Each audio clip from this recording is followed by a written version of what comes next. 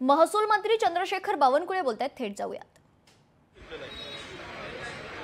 काँग्रेसची कृती योग्य नाही आहे। आमच्या पक्षाचा प्रदेश अध्यक्ष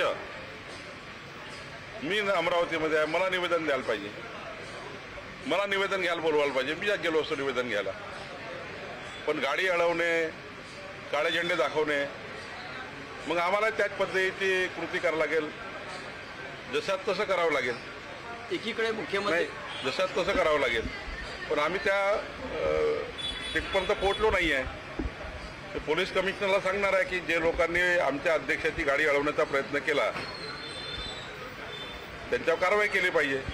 मी अमरावतीत आहे, त्यांना काही सरकारची काम आहे तर मला निवेदन द्या, मी निवेदन घ्यायला तयार आहे। पण या पद्धतीची कृती आणि पोलिसांनी त्या ठिकाणी का त्या ठिकाणी थांबवलं नाही हे बघावं लागेल।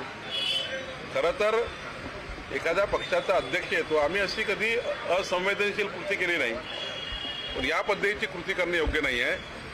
मी इथे अमरावतीत असताना पालकमंत्री आहे, त्यांना वाटलं तर मला निवेदन दिलं पाहिजे। मी पूर्ण वेळ आहे, माझा कार्यक्रम जाहीर कार्यक्रम आहे। मी आता महानगरपालिकेत 1.5 तास बसणार आहे, 1.5 तास जिल्हा परिषदमध्ये शेतकऱ्याची जिल्हा परिषद आहे तिथे बसणार आहे। यायला पाहिजे, निवेदन द्यायला पाहिजे, चर्चा करू। गाड्या अडवणं, काळा फिती दाखवणं हे काही योग्य नाही आहे। या पद्धतीनं यानंतर अमरावतीत झालं तर ते काही सहन करणार नाही। एकीकडे मुख्यमंत्री म्हणतात की आतुर स्वीकारू नका, एकीकडे पालकमंत्री आहे। दोन विषय आहे, दळणवळणाचा विषय, रेल्वे पूलच्या संदर्भात केव्हा निर्णय होईल आणि सुपर हॉस्पिटल बंद आहे, इतक्या भयानक त्यांची स्थिती आहे की त्यांना आरोग्याची सुविधा भेटत नाही नागरिकांना। पुढच्या आठवड्यामध्ये केंद्रीय मंत्र्यांसोबत माननीय मुख्यमंत्री, मी, अनिल बोंडेजी आमची बैठक आहे अमरावतीच्या पुलाबद्दल।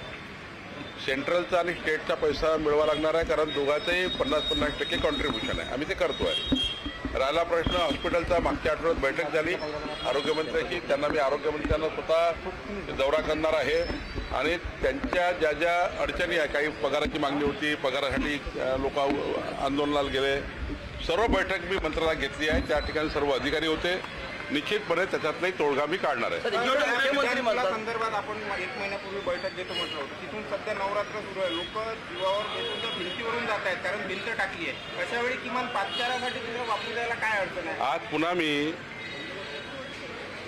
या विषयावर चर्चा करणार आहे 6 वाजता। मी कलेक्टरकडे पुन्हा बोलवणार आहे त्यांना, सर्व अधिकाऱ्यांना PWDच्या, आणि काय त्यातला काही कोणाचा ॲक्सिडेंट नव्हता, कोणाचा अपघात नव्हता, काय मार्ग काढता येईल त्याच्यानंतर मी तुमच्याशी बोलणार आहे। आपण बोललो 2दा बैठक झाली, त्यांनी त्यांचा रिपोर्ट मागितला की बाबा याच्यामध्ये पायी सोडता येईल का, किमान लाईट मोटरसायकल तरी सोडता येईल का, म्हणजे 4 व्हीलर नाही पण मोटरसायकल तरी किमान आवागमन चालू होता येईल का, याचा रिपोर्ट मागितला आहे।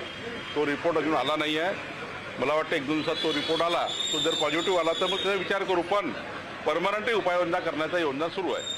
गोपीचंद पडळकर यांनी राजाराम बापू पाटील यांच्या विरोधात आक्षेपार्ह विधान केलं, त्याची पाठराखण भाजप